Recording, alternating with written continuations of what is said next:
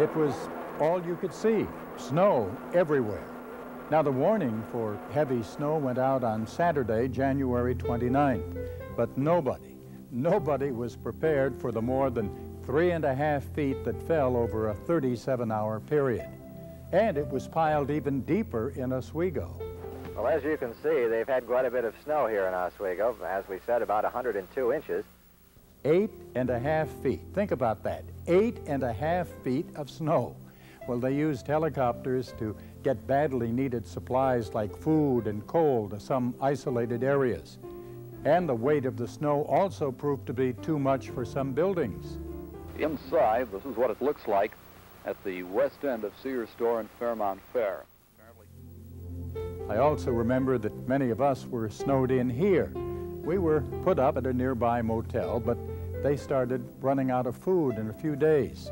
And the final day that we were there, when we went to the dining room for breakfast, we were told they'd run out of eggs, bacon, ham, bread, milk. So we asked if they had anything at all, and they said yes, they had prime rib. So that was our breakfast that day. Well, that's at least one way to get around on a day like this. A lot of the roads are still blocked. We're on Benedict Road, not far from East Syracuse. And as you can see by the sign over here that these boys have taken some time to put up, you can't get very far down the road. Schools were closed for about a week, and it was 4 or 5 days before most streets in the city were passable.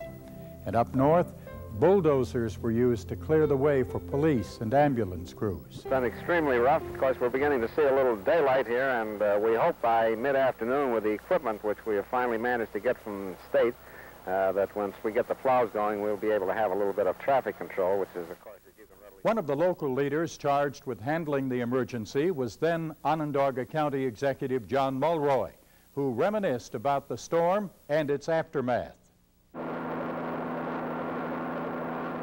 The intensity and very widespread coverage of that particular storm caught everybody by surprise, and it turned out to be a disaster.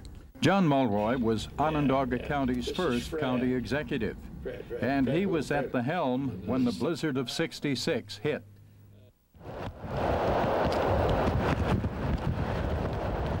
"27 years later, Mulroy watched from the sidelines as county and city officials coped with the storm with far more resources at their disposal than he and Syracuse Mayor Bill Walsh had available.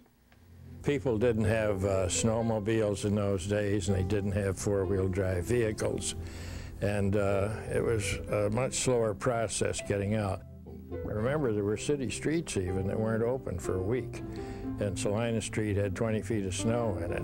The only way to open it was to pick it up and carry it away, which we did. Mulroy still remembers how many county and city employees somehow managed to get to their jobs, and how others stayed at their posts for days when their relief couldn't get in.